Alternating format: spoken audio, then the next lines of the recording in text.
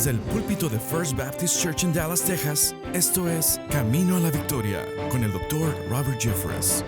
Bienvenido nuevamente a Camino a la Victoria. Soy Humberto González y tengo el privilegio de conducir esta emisión. Si alguien examinara tu vida como un detective, ¿encontraría suficiente evidencia para probar que eres cristiano? Esta es una pregunta que nos hace reflexionar, ¿verdad? Pues bien, ese es precisamente el tipo de examen espiritual que hoy vamos a realizar al comenzar un nuevo estudio sobre el libro de Santiago junto al Dr. Robert Jeffress. Si tu esposo, esposa, hijos o algún ser querido está cerca, invítalos a unirse a la enseñanza de hoy. Comencemos. Nuestros hijos están bajo constante ataque. Día a día son bombardeados con mensajes confusos, valores distorsionados, mentiras disfrazadas. No podemos permitir que el mundo forme a nuestros niños. Esta tarea empieza en casa, asentando un fundamento que los prepare para toda la vida. Con el regalo podrás compartir a los pequeños las verdades del Evangelio de una forma entendible y emocionante. Y cuando las preguntas empiecen a surgir, tendrás una guía para dialogar e instruir. Con una oración de salvación, 12 actividades dinámicas y un diario personal para rellenar, este libro invita a los niños a recibir el regalo más importante de sus vidas. Visita caminoalavictoria.org y solicita ejemplares para tus hijos o para regalar a tus nietos, sobrinos o niños de tu comunidad. El hogar es nuestro primer refugio. Allí protegemos lo que el mundo intenta destruir. Solicita tu ejemplar de El Regalo, el Evangelio para los niños. No hay nada más importante que puedas hacer hoy para el crecimiento de quienes amas. Síguenos en redes sociales y únete a la comunidad de Camino a la Victoria. Encuéntranos como Tu Camino a la Victoria. A continuación, el Dr. Robert Jeffress con el mensaje de hoy. ¿Cómo saber si realmente eres salvo? Un estudio del libro de Santiago. Puedes preguntar a alguien, si estuvieras ante Dios y Él te preguntara, ¿por qué debería dejarte entrar en mi cielo? ¿Qué responderías? El 99% de las personas a quienes preguntes eso, diría que porque cumplo los 10 mandamientos, vivo según la regla de oro, asisto a la iglesia o me bauticé. Ellos señalarán alguna obra o acciones que han realizado. Y, sin embargo, sabemos cuál es la respuesta correcta a eso. Efesios 2:8-9 dice, porque por gracia sois salvos por medio de la fe, y esto no de vosotros, pues es don de Dios, no por obras, para que nadie se gloríe. ¿Pero significa eso que a Dios no le importan nuestras acciones o no le interesan nuestras obras? ¿A Dios no le importa lo que decimos, pensamos y cómo tratamos a los demás? Esa idea es absurda. Las buenas obras importan. De hecho, el mismo Pablo que escribió esas palabras en Efesios 2:8-9, también añadió el versículo 10 sobre el lugar de las buenas obras en la vida de un creyente. Él dice, porque somos hechura suya, creados en Cristo Jesús para buenas obras, las cuales Dios preparó de antemano para que anduviésemos en ellas. Pablo dice en los versículos 8 y 9, no somos salvos por nuestras obras, pero añade en el 10, somos salvos para buenas obras. Verás, el apóstol Pablo creía que las buenas obras sin fe conducen a la muerte espiritual. Pero Santiago, como veremos hoy, dice que la fe sin obras es una fe muerta, inexistente. ¿Cómo reconciliamos esas dos afirmaciones? Martín Lutero, el gran reformador, lo expresó de esta manera: solo la fe salva, pero la fe salvadora nunca está sola. Donde hay fe genuina, es decir, una fe auténtica y sincera, siempre habrá fruto visible en la vida de la persona. Si no hay fruto, si alguien vive su vida y no se puede ver ningún fruto espiritual, esto significa que no existe una fe salvadora en esa persona. Ese es el mensaje que vamos a desglosar durante las próximas semanas a partir de la carta que llamamos Santiago. Si tienes tu Biblia, Abre en Santiago capítulo 1, comenzando con el versículo 1. Primero, una visión general del libro. ¿Quién es el autor? Bueno, esa parece ser una pregunta sencilla. Cuando miras el versículo 1, Santiago, siervo de Dios y del Señor Jesucristo, a las 12 tribus que están en la dispersión, salud. ¿Quién es el escritor del libro? Bueno, lo dice al principio. Esto es un poco como un correo electrónico. En nuestras cartas, ¿aún alguien escribe cartas? Si escribes una carta, firmas tu nombre al final. Para saber quién la envió, debes revisar las páginas. En la época de Santiago, en el primer siglo, ponían su nombre al principio, seguido del destinatario, algo similar a los correos electrónicos actuales. Así que Santiago se identifica a sí mismo. Santiago escribió esta carta, ¿verdad? Eso es correcto, pero el problema es que hay al menos 5 Santiagos en el Nuevo Testamento y debemos decidir de cuál hablamos. En su bosquejo he enumerado los 5 Santiagos en la Biblia. En primer lugar está Santiago, el padre de Judas. ¿Sabías que había 2 apóstoles llamados Judas entre los que tenía Jesús? No solo uno, sino 2. Está el malo Judas Iscariote, pero también hay otro Judas. Por cierto, no te hubiera disgustado ser el otro Judas. No te imaginas pasar tu vida yendo por ahí diciendo, no soy ese, soy el otro Judas. Bueno, el otro Judas, el buen Judas, tenía un padre llamado Santiago y no sabemos nada sobre él. Así que probablemente no sea el autor de esta carta. En segundo lugar estaba Santiago, el hijo de Alfeo. Él era un apóstol, era hermano de Mateo, pero no sabemos mucho sobre él salvo lo hallado en Mateo 10:3. Y en tercer lugar hay un Santiago conocido como Santiago el Menor. ¿No es un nombre horrible? Santiago el Menor, el más joven. Realmente solo sabemos una cosa sobre él, y es que fue un seguidor de Cristo que estuvo presente en la crucifixión, según Marcos 15:40. Y luego, en cuarto lugar, está Santiago, el hermano de Juan. Él también era apóstol. De hecho, a él y a su hermano se los llamaba los hijos del trueno. Algo en su personalidad les valió ese apodo. Ambos eran hijos de Zebedeo, Santiago y Juan. Sabemos que Santiago, por cierto, este Santiago fue el primer apóstol en ser martirizado por su fe. Fue decapitado por orden de Herodes Agripa I. Y luego el último Santiago es el que creo que es el autor de esta epístola. Era conocido como Santiago el Justo, no porque fuera equitativo y justo, sino porque era un hombre recto. Se lo menciona en Gálatas 1:19. Pero no vi a ningún otro de los apóstoles, escribió Pablo, sino a Santiago, el hermano del Señor. Ese es, creo yo, el autor de esta carta. El hermano, para ser técnicos, el medio hermano de Jesús. ¿Qué queremos decir con el medio hermano de Jesús? Bueno, veamos a Santiago, el hermano, por un momento. Todos sabemos que María y José tuvieron un hijo.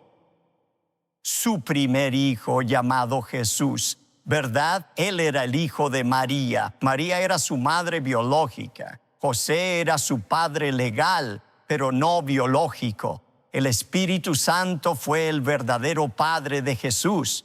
Pero lo que la gente no se da cuenta es que José y María tuvieron varios hijos más. Después de Jesús, tuvieron hijos e hijas y los tuvieron de la manera tradicional. Algunas tradiciones de fe enseñan la virginidad perpetua de María, que ella permaneció virgen. No, ella no permaneció virgen. Tuvo muchos hijos. ¿Dónde hallamos eso en las Escrituras? En Mateo 13:55-56, los críticos de Jesús decían, ¿no es este el hijo del carpintero? ¿No se llama su madre María y sus hermanos Jacobo, José, Simón y Judas? ¿No están todas sus hermanas con nosotros? ¿De dónde pues tiene todas estas cosas? Allí se enumeran los hijos e hijas que María y José tuvieron juntos. Ahora, ya hemos visto a Santiago el hermano. Veamos ahora a Santiago el pastor. Como dije, desde los primeros días de la iglesia, es evidente que Pedro fue el líder inicial de la iglesia en Jerusalén. y Juan era además su pastor asistente. Pero en algún momento eso empezó a cambiar y al llegar a Hechos 12, Santiago era el líder reconocido de la iglesia en Jerusalén. Tú preguntas, ¿cómo lo sabes? Recuerda en Hechos 12 cuando Pedro fue liberado milagrosamente de la prisión y fue a la casa de Juan Marcos, donde los creyentes oraban por su liberación. Él se les apareció con todo lo sucedido y envió un mensaje para asegurarse de que le contaran a Santiago lo que pasó. ¿Por qué a Santiago? Porque él era el líder de la iglesia. En tercer lugar, Santiago el escritor. Ya hablamos de esto y no profundizaré. Solo hay dos candidatos para la autoría de Santiago. Uno es Santiago el apóstol, el hermano de Juan. El otro es este medio hermano de Jesús. Creo que cuando se compara el estilo griego utilizado en la epístola de Santiago con el discurso de Santiago en griego que está escrito en Hechos 15, hay similitudes que realmente apoyan la idea de que el medio hermano de Jesús es el autor. Ahora veamos a Santiago el mártir. Como dije, probablemente se convirtió en pastor en el año 44 después de Cristo. Sirvió como pastor hasta el 62 después de Cristo, cuando fue ejecutado. No tenemos registro bíblico de su ejecución, pero sí registros seculares al respecto. Eusebio, el historiador de la iglesia, dice que miembros del Sanedrín, esa secta de los judíos que negaba la obra sobrenatural, en realidad llevaron a Santiago a la cima del templo y lo arrojaron al valle de Cedrón, a 54 metros hacia abajo. Ahora bien, eso mataría a la mayoría de las personas, pero no mató a Santiago. Él seguía con vida, así que vinieron e intentaron apedrearlo hasta matarlo. Cuando eso no funcionó, tomaron un garrote de madera que se usaba para golpear la ropa lavada y le aplastaron el cráneo. Y así fue como Santiago murió finalmente como mártir. Murió siendo siempre fiel al Señor y Salvador Jesucristo y a su querido hermano mayor Jesús. Esa, en resumen, es la vida de Santiago. Ahora veamos la carta de Santiago. Probablemente fue escrita en el año 44 después de Cristo. Y fíjense que está dirigida a las 12 tribus que están dispersas. Es una referencia a los cristianos judíos.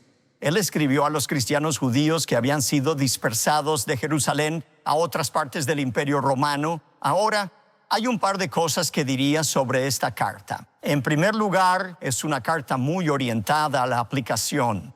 En la carta de Santiago hay 108 versículos en la carta de Santiago, 54 de ellos, es decir, la mitad son mandatos. Por cada versículo de contenido bíblico hay un mandato, una aplicación que hacer. Se trata de la fe en acción. También es interesante que Santiago utiliza más figuras retóricas, más analogías que Pablo en todas sus cartas juntas. Santiago es un predicador. Él intenta ser práctico y claro.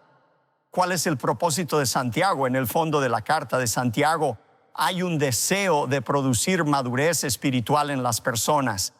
Encuentras la palabra perfecto a lo largo de la Biblia. Él no está hablando de ser impecable, está hablando de madurez. La palabra perfecto en griego significa ser maduro, completo. Ellos estaban espiritualmente estancados en su crecimiento. ¿Estás acercándote cada día más a Cristo? ¿Te estás alejando de Cristo?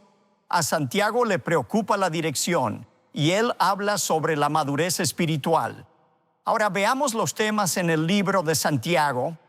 En primer lugar, nuestra respuesta a las pruebas. Las pruebas en la vida, que son inevitables, ¿te acercan más a Dios o te alejan de Él? Santiago dice, tened por sumo gozo cuando os halléis en diversas pruebas, sabiendo que la prueba de vuestra fe produce paciencia. En segundo lugar, una prueba es tu respuesta a la tentación. Dios nos prueba para fortalecer nuestra fe. Satanás nos tienta para destruir nuestra fe. Que nadie diga, Santiago 1, 13, 14, cuando alguno es tentado, no diga que es tentado de parte de Dios, porque Dios no puede ser tentado por el mal, ni Él tienta a nadie. En tercer lugar, otra prueba, nuestra obediencia a la palabra. Santiago 1, 22. Pero sed hacedores de la palabra y no tan solamente oidores, engañándoos a vosotros mismos. Algunas personas se han engañado pensando que si tienen cierto conocimiento de la Biblia o escuchan buenos sermones repetidamente, eso las hace maduras espiritualmente. No, no es solo escuchar la palabra, es escuchar y hacerla. ¿No es eso lo que dijo Jesús? Todo el que oye mi palabra, ¿y qué más? Y la pone en práctica es como la persona que construyó su casa sobre el fundamento, sobre la roca. Nuestra obediencia a la palabra. En cuarto lugar, nuestra actitud hacia los ricos. Hermanos míos, no mantengan su fe en el glorioso Señor Jesucristo con favoritismo personal. Santiago va a hablar sobre cómo tratamos a los ricos y a los pobres. Eso refleja nuestra salvación, nuestra actitud hacia personas diferentes a nosotros. A continuación, nuestra respuesta al mandato de Dios. ¿Saben? El principio teológico más básico del judaísmo era la unicidad de Dios. Oye, Israel, Jehová nuestro Dios, Jehová uno es. Santiago dice en Santiago 2, 19, 20, tú crees que Dios es uno, bien haces. También los demonios creen y tiemblan. No es nuestra ortopraxia lo que impresiona a Dios, es nuestra ortopraxia, nuestra práctica de la fe. Sabían que los demonios, si tuvieran la capacidad, podrían entrar a nuestro sitio web, firstdallas.org, buscar nuestros artículos de fe, lo que creemos, y los demonios estarían de acuerdo con casi todos nuestros artículos de fe. Ellos lo creen. Ellos creen. Son muy ortodoxos, pero eso no los convierte en creyentes. No es lo que creemos, sino lo que creemos y aplicamos lo que importa. Luego él dice que nuestro habla es una buena prueba de si somos salvos o no.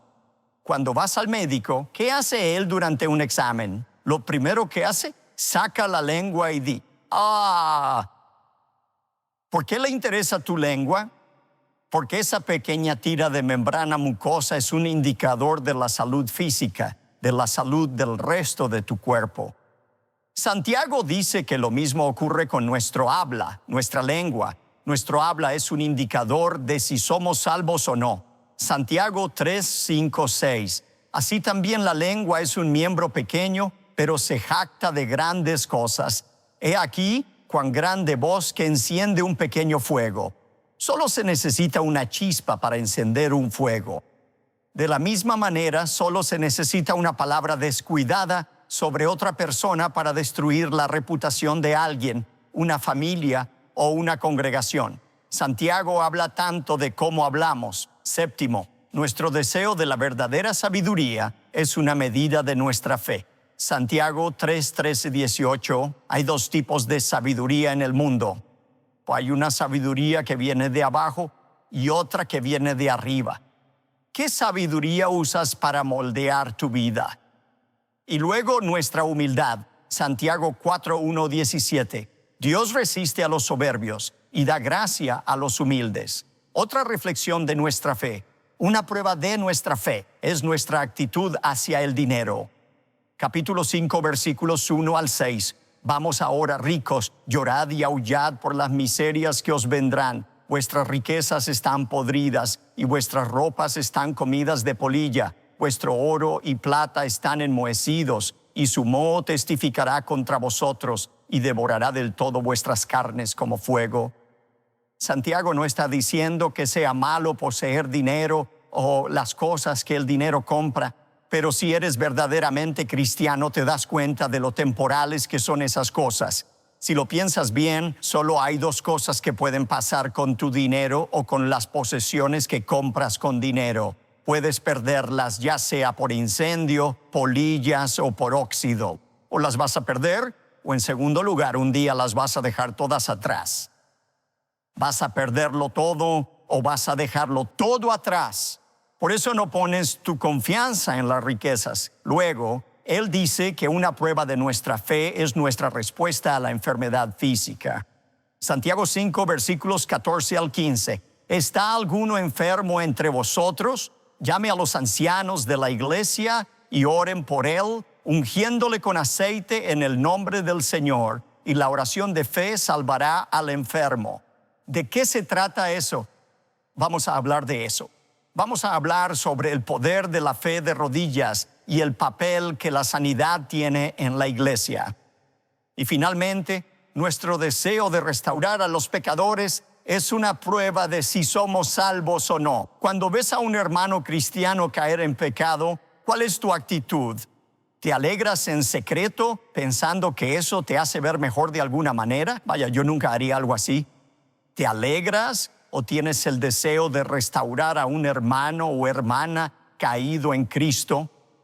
Ese es un breve resumen de lo que vamos a ver en Santiago. Ahora, quiero dejarte con dos aplicaciones. Primero, y quiero que lo anotes, cortesía de Martín Lutero, solo la fe salva. No quiero que nadie se vaya hoy, por favor, confundido acerca del papel de la fe y las obras. Somos simplemente salvos por la fe y la gracia de Dios, no por nuestras obras. Un hombre murió y se encontró a sí mismo en la entrada de las puertas perladas, donde un ángel registraba a las personas en el cielo.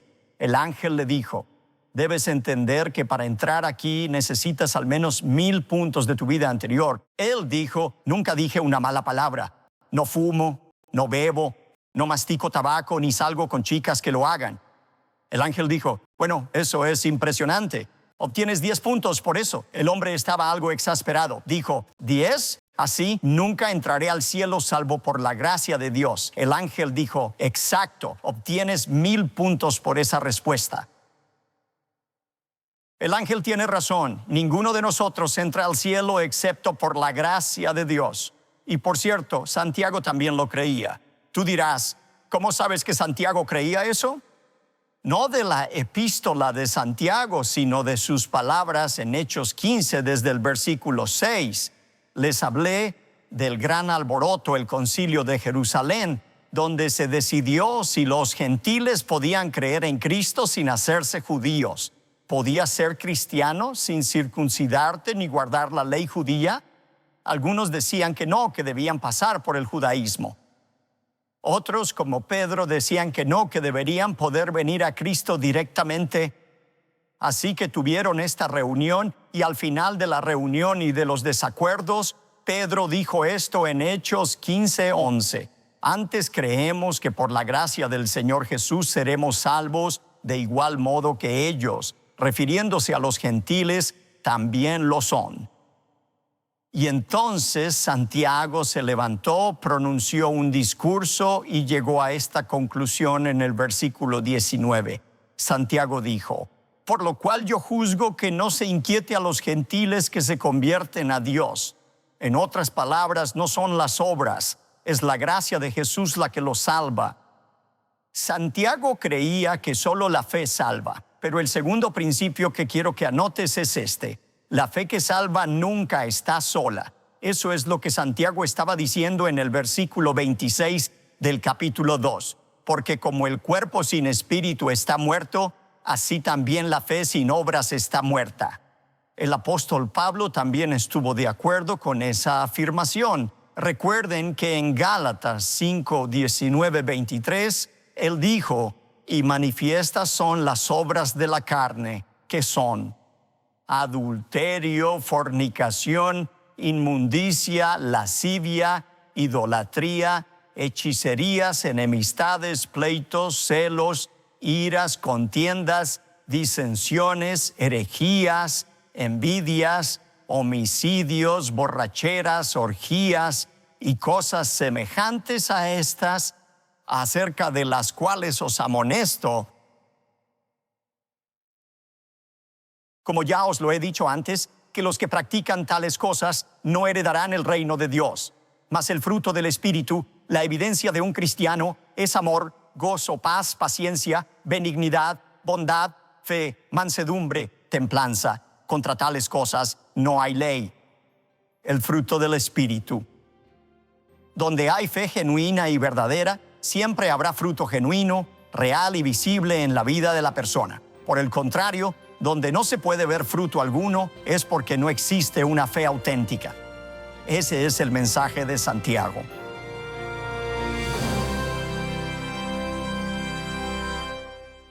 Estamos verdaderamente entusiasmados de iniciar este nuevo recorrido por el libro de Santiago y esperamos que nos acompañes durante toda la serie.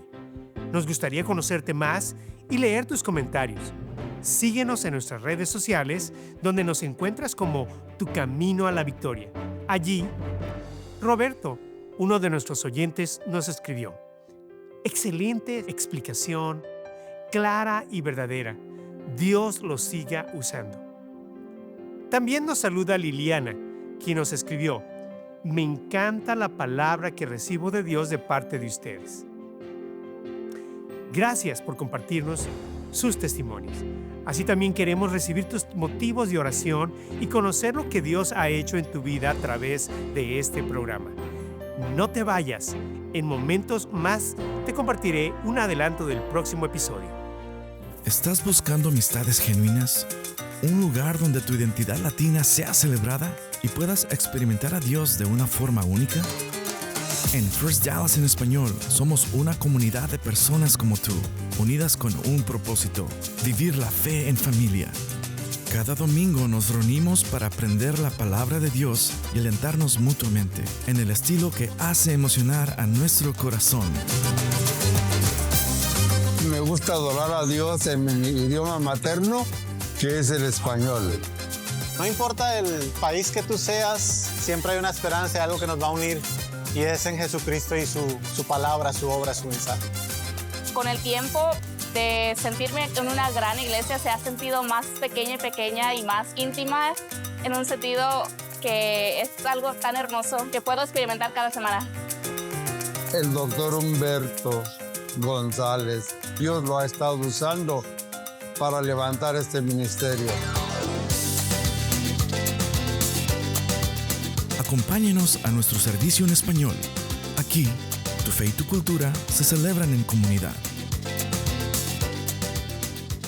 En Camino a la Victoria estamos juntos penetrando la oscuridad con la luz de la palabra de Dios. Y hoy aprendimos que Santiago creía que la fe auténtica siempre se manifiesta a través de nuestras acciones. En nuestro próximo encuentro, profundizaremos en las pruebas prácticas que Santiago provee para examinar nuestra fe. Quédate con nosotros y mira un adelanto de nuestro próximo encuentro. Santiago dice, el camino de esta vida es difícil. Hay muchas pruebas y dificultades. Pero cuando atraviesas esas pruebas y dificultades, significa que vas en la dirección correcta. Pero esas pruebas y dificultades en sí mismas pueden ser un beneficio para ti ahora mismo. Puede que esas pruebas resulten en un fortalecimiento de tu fe para el futuro. No te pierdas el próximo episodio y acompáñenos junto al Dr. Jeffress en el mensaje Triunfar sobre los problemas. Te esperamos aquí en Camino a la Victoria.